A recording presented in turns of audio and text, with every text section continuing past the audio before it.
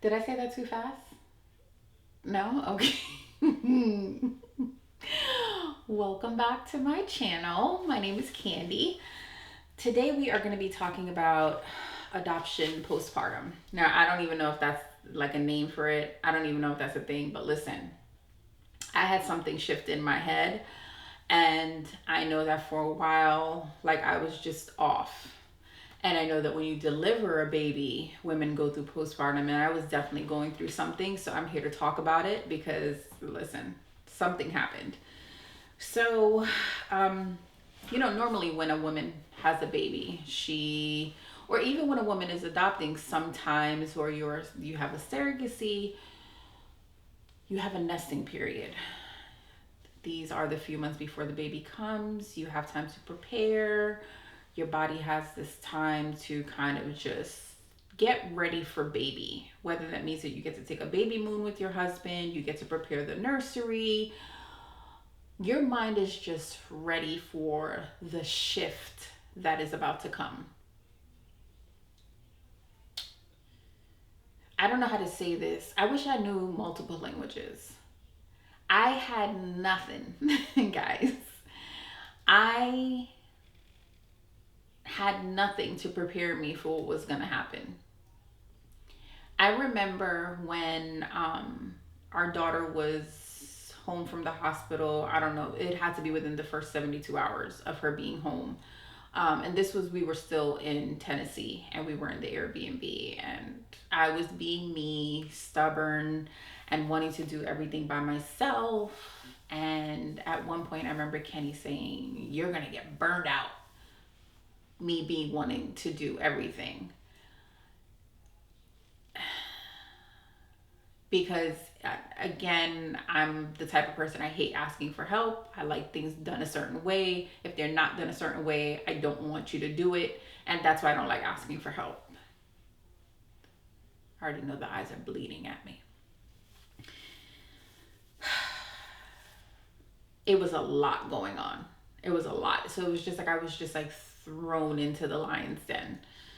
Again, this is what I prayed for. This is what I asked for. And even when I said I was doing like affirmations about this, and I was intentionally asking for this, and I did not want to do necessarily like the long wait. I wanted a stork drop. So I got exactly what I asked for. But did I know what I was getting? No, because there's no book. Nobody tells you, nobody prepares you for this. It's just it's a mess. Good luck. And I mean, I know some of you watching this, you're like, yeah, girl, went through it. Thank you for talking about it. Um, so it was just like immediately I was a mom. I was the woman that had never babysat. I had never changed a diaper. I had never done any of these things. Um, I was unemployed. It was just two major life changes that happened with a phone call that I just wasn't prepared for. Um, don't get me wrong, both of them are exactly what I wanted. It's not like I had this job that was just like, oh my God, it's so fulfilling. This is what I wanted to do my entire life and blah, blah, blah. Please. I had said to Kenny probably 3 days before that, I can't stand this job, but don't worry about it. I'm about to be on maternity leave. My baby came. You know what I mean? And but still, there was still a shift.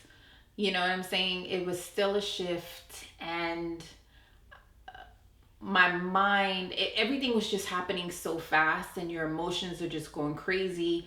And I'm not really one to wear my emotions on my sleeves. I'll probably show anger and just like kind of keep quiet about it. And Kenny will know that something is wrong because I'm quiet. Because I'm not the type that's quiet. I'm like, da, da, da, da, da, da, da. So when I'm quiet, you usually know that something is wrong. So it was just a lot. And then when it happened, again, she was in the NICU. So that was a lot going on too, because that's not the way you plan. You plan to bring baby home and just your life start. And no, we're out of town. So then and then again, that's also going through my head because we've made this huge financial commitment with adoption. Then we've paid these two huge bills with these adoption attorneys.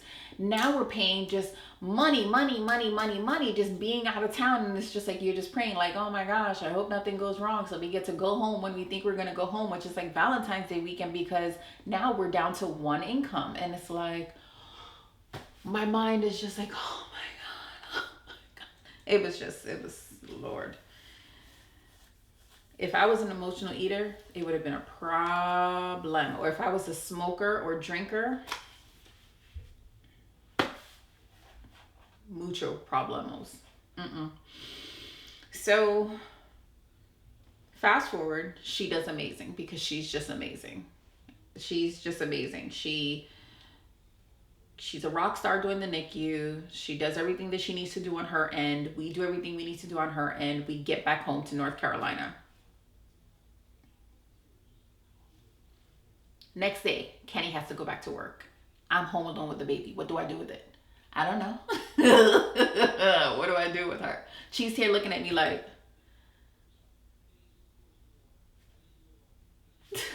what do I do? I don't know what to do with her. You know what I'm saying? It's just like, I'm just thrown into this being a mom, and I'm not sleeping.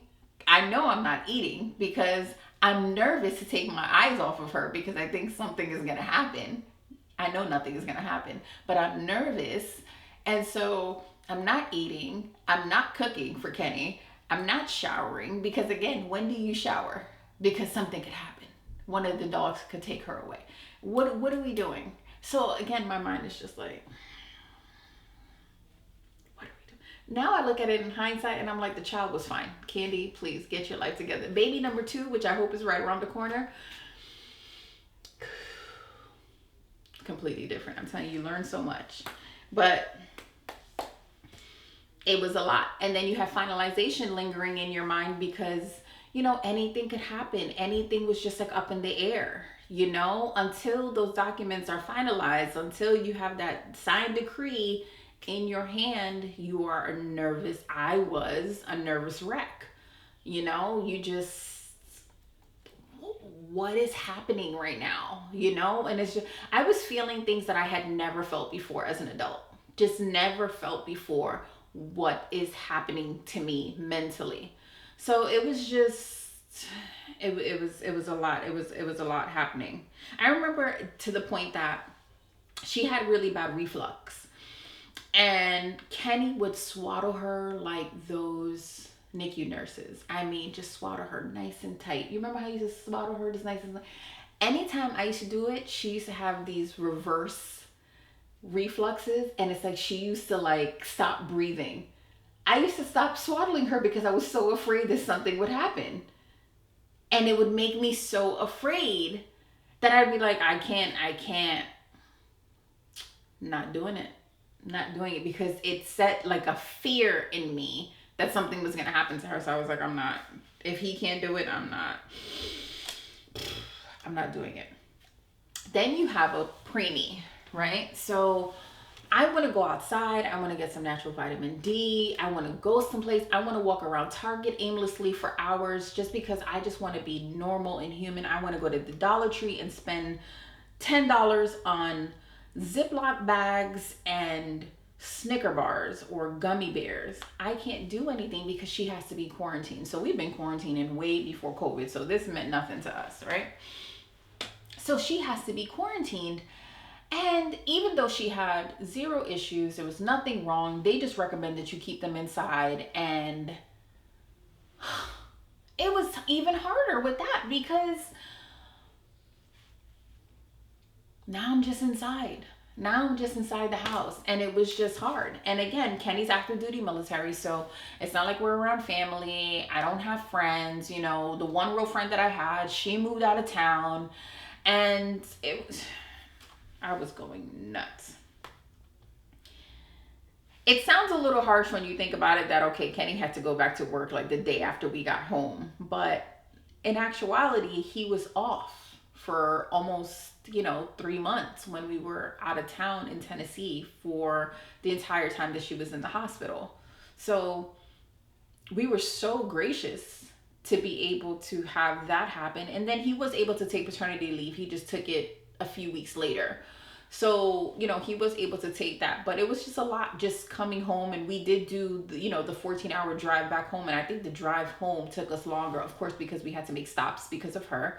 And then there was like a mudslide, landslide in like the Tennessee mountains. So we got rerouted a whole other way.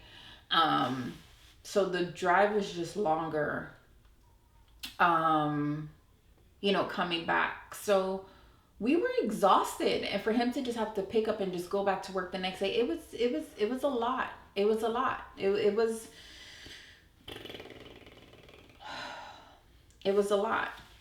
Then, there's a whole shift in your marriage. It's not about you two anymore. There's like this little person that is just the number one priority. Like, she just like came and just like ruled the world. It was just like, she was just like the most important thing. And it's just like, is she okay? Does she have everything she wants? And her. And it was just like us. It was just like, oh, well, we'll figure it out. It was just like, we're still trying to figure it out. You know what I mean? Like, let's be honest. We're still trying to figure it out. It was hard. Worth it, 1000%. I'm ready to start journey number 2 right now. But it was hard. And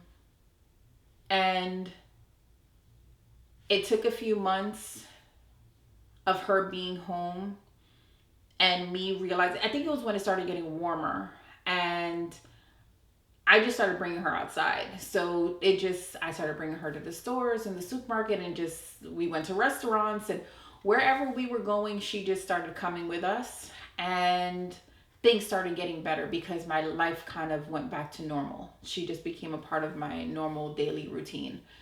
But in the beginning, it was so hard. It was just such a shift for me that so any of you moms that are feeling like this, I just want to let you know that you are not alone. Been there, done that. Some moms have it worse than others. It's okay. It is okay for you to feel like that. If you feel like you need help, seek professional help. If you feel like you just need to kind of separate yourself for a few minutes, do that. But it's okay because it is a major shift that happens. But we're good. We're happy. And that's what I have with my adoption postpartum. Like I said, again, I don't know if it's a thing, but I know that I went through something. And to me, it's like, I'm never the only person that goes through something, because as soon as you start speaking about something, someone else is always like, oh my gosh, I went through the same thing, or I have the same feeling, or I just never spoke about it. Something is on my eyelash and it is annoying the life out of me. I have to look at that after this is done. But just know that you're not alone. This is normal. And don't ever feel regret because you say, oh my gosh, this is the baby that I prayed for, and we tried so hard for, and I love this baby so much. This doesn't take away from the love that you have for your baby. This doesn't take away from it at all. So you don't have to feel guilty. This does not take away from the love that you have for your baby.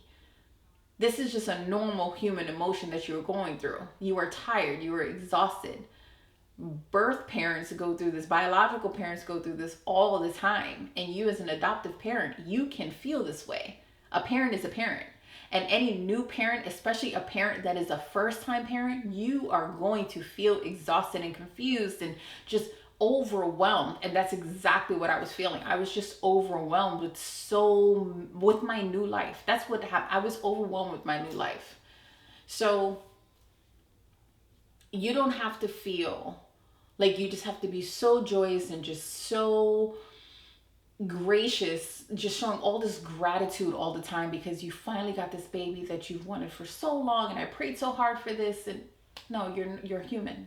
So it's okay. It's okay. Like, don't beat yourself up so much about it.